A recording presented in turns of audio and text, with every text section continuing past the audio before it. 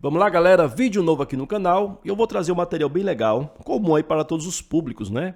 Que é 5 erros comuns em matemática. Bom, ao longo desses 10 anos aí, pelo menos, eu lecionando essa matéria, eu percebi alguns erros bem comuns, tá? Então eu trouxe 5 aqui inicialmente para vocês. Se o vídeo for bem aceito e o pessoal gostar, eu trarei mais alguns, viu? Eu trouxe 5 assim bem variados, tá? De vários níveis, mas eu garanto que são aqueles erros que o pessoal comete realmente com uma certa frequência e acaba te atrapalhando, né, para qualquer uma das provas, beleza? Pois então vem comigo. Pessoal, se você gostar do material, lembre-se de se inscrever no canal para acompanhar os demais. Estou trazendo vídeo aqui periodicamente, né, de várias bancas sobre vários assuntos. Realmente o canal está bem diversificado. Pois vamos lá, sem mais delongas, eu quis começar pelo mais simples deles, tá? Como é uma coisa bem variada, pode ser que alguns sejam fáceis para algumas pessoas, né? Então você pode tranquilamente avançar para o erro seguinte, certo? Mas eu tenho que começar sempre pela regra de sinais. Esse daqui é o calcanhar de Aquiles para todo mundo que está começando aí a aprender essa matéria, não é? Porque é interessante, porque quando você trabalha com os sinais da multiplicação e divisão, não é? Que é você ter sinais iguais, você mantém dá positivo, e sinais diferentes dá negativo, né? Mais com mais na multiplicação ou divisão dá positivo, menos com menos dá positivo.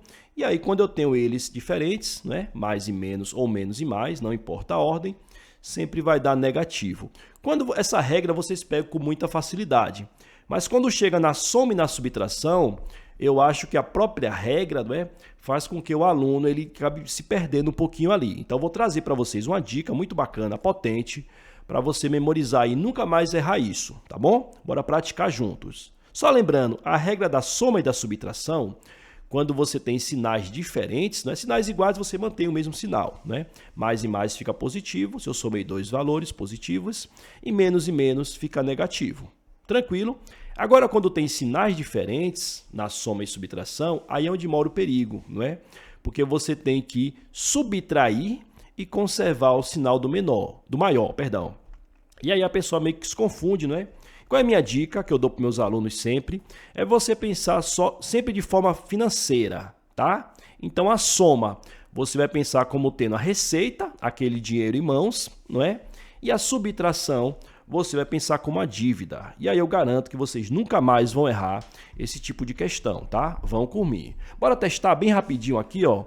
Eu vou deixar para vocês 4 exemplos aí, né? Sinais bem variados, mais e mais, etc. E eu quero que vocês pausem o vídeo muito rapidamente, tentem resolver os 4 e depois nós prosseguimos aí para ver se o gabarito bateu. Beleza? Pois então agora vem comigo, viu? Olha só, o primeiro deles aí, viu? Vamos resolver em cima da minha regra, que é essa de você pensar como de maneira financeira, não é? Então eu tenho aí, ó, menos 4 e menos 2. Como ambos são negativos, você tem que pensar como sendo duas dívidas. Então, você irá somar duas dívidas, não é? Eu tenho uma dívida de R$4 e eu tenho uma dívida de R$2. Então, quer dizer que eu vou ter uma dívida maior, não é? Uma dívida de R$6. Então, eu vou somar os dois valores e, como eu disse, manter um sinal negativo. Tranquilo? Bacana? Deixa nos comentários se você acertou, se você errou, se você gostou do método, enfim, bora interagir. Segunda situação aí, ó. Você tem agora sinais diferentes, não é? Menos 5 e mais 2. Bora lá pensar no financeiro, viu? Eu tenho uma dívida de R$5, não é? Porque é a parte negativa, e eu tenho R$2 na carteira. O que é que irá ocorrer? Eu irei tentar pagar essa dívida, não é? Mas perceba que mesmo assim ainda vai ficar devendo R$3, não é? Porque minha dívida é maior do que a minha receita. Então eu vou ter como resultado menos 3. É aí a situação que você subtrai, não é? E mantém um sinal do maior, no caso aí o 5, né? O maior em numeral. Tranquilo? Bacana? Bora ver a situação de baixo agora, que ela é invertida, viu? Perceba que eu devo R$2 e eu tenho R$5 na carteira.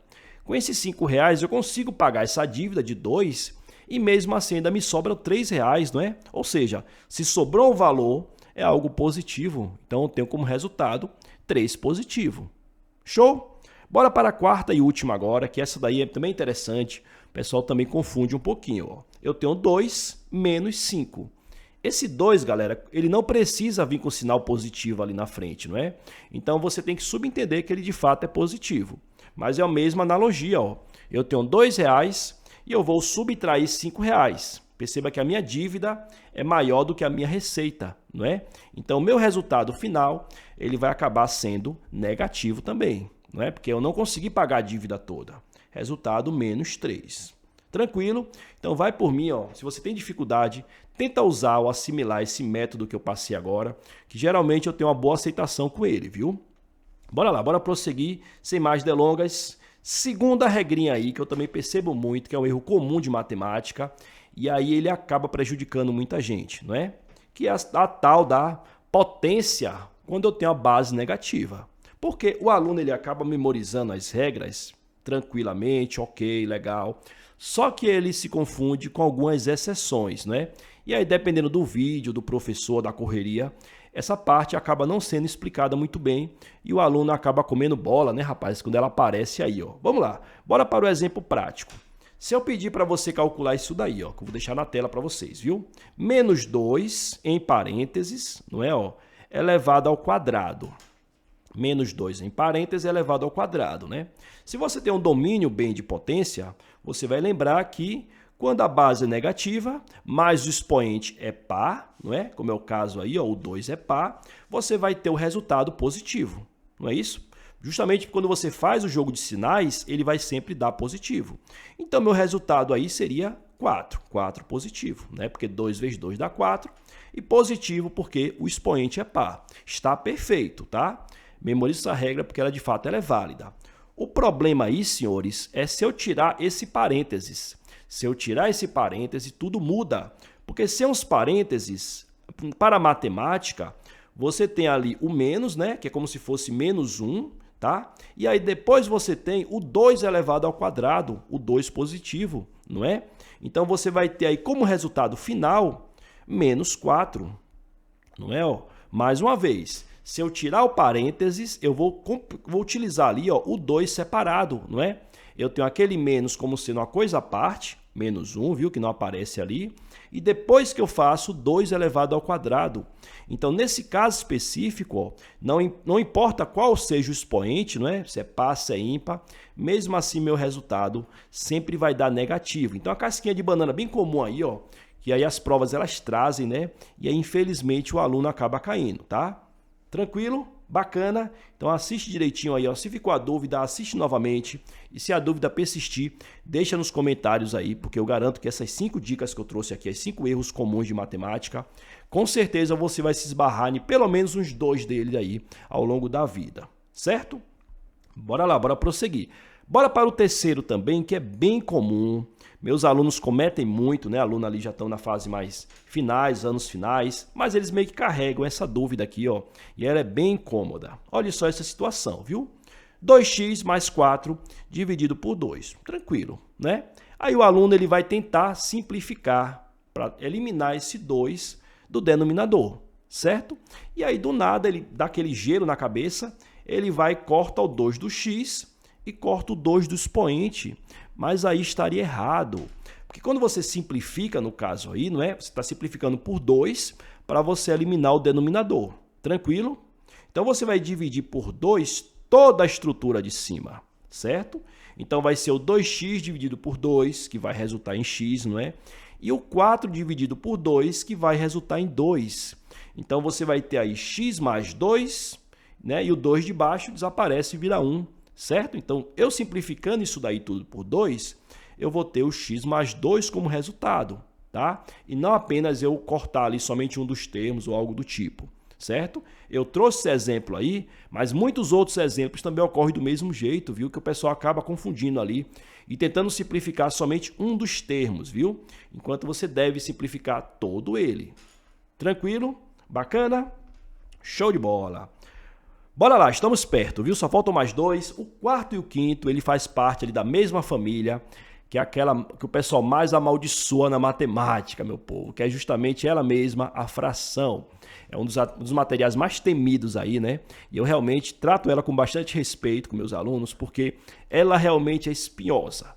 Quando ela chega em uma fase mais avançada, né, o pessoal tem dificuldade. Então já fica para mim aqui, tentando tranquilizar você. Se você tem dificuldade com esse assunto, respire fundo, assista novamente, assista mais vídeos, né? Porque é um assuntozinho um pouquinho espinhoso. Mas bora lá. A quarta situação que eu vejo é quando eu estou multiplicando um número inteiro por uma fração, não é? Que o pessoal já vem com toda aquela regra do distributiva, de mais, enfim, toda aquela parte das multiplicações, não é? E ela insiste em multiplicar o valor pelo numerador e pelo denominador. E aí, infelizmente, ela comete esse errinho, né? Que é bem comum. Qual é a ideia aí, ó? Você tem que pensar nesse 2, que é esse valor que eu deixei aí, que é um inteiro, não é? Como eu tendo lá embaixo, eu tenho um denominador que não aparece, que é 1, não é? E quando eu falo de multiplicação, aí você multiplica o numerador com o numerador, o denominador com o denominador, não é? Então, o 2 vai multiplicar o 5, resultando em 10. E aquele 1 ali, ó, de baixo, que não precisa aparecer, ele vai multiplicar o 3, que vai dar o próprio 3. Tranquilo? Jamais você colocar aí como resposta 2 vezes 5, 10, 2 vezes 3, 6, 10 sobre 6. Porque aí você teria errado a questão, viu? Então, toma muito cuidado com isso. Numerador multiplica numerador, denominador multiplica denominador. Tranquilo? Bacana? Memoriza isso. E aí, já que eu estou falando de fração, não é? Eu trouxe a última aqui também como uma fração, que aí é aquelas regrinhas para soma e subtração, certo? De fração. E aí você tem que fixar, né? Quando você tem ali denominadores, que lembrando sempre é o de baixo diferente, que você tem ali na soma ou na subtração, você vai ter que fazer todo aquele procedimento realmente, que é tirar o MMC, não é? Fazer todo aquele processo para você chegar ali a uma informação em comum. Tranquilo? Agora, infelizmente, o pessoal, quando ele vê os denominadores iguais, ele meio que esquece o procedimento. Quando eu tenho denominadores iguais, que é para ser a maneira mais fácil, né? Você vai simplesmente somar os de cima, somar ou subtrair os de cima, e você vai manter o mesmo denominador, tá? Então, esse é o truque aí, ó, para você resolver essa questão, né? Esse é o facilitador. O pessoal meio que se confunde aí nesse caso, e eles querem, de alguma forma, somar, não é? Os denominadores também. Não, a verdade aí, ó, os denominadores você mantém. Você, no caso, manteria ali o 3, não é? Ele não muda, porque eu tenho os dois dele igual. E aí, em cima, eu vou apenas somar 2 mais 4, que dá 6. Meu resultado aí seria 6 sobre 3, não é? Que obviamente eu posso dividir 6 por 3. Eu resultaria em 2 como resultado final. Tranquilo? Bacana? Pois temos aí, ó, 5 erros comuns da matemática, viu? Eu espero que vocês tenham gostado. Eu trouxe eles bem variados, mas são erros realmente que eles ocorrem aí para muita gente. Show? E lembrando, se o vídeo for bem aceito, eu trarei uma continuação. Pois um abração e até breve.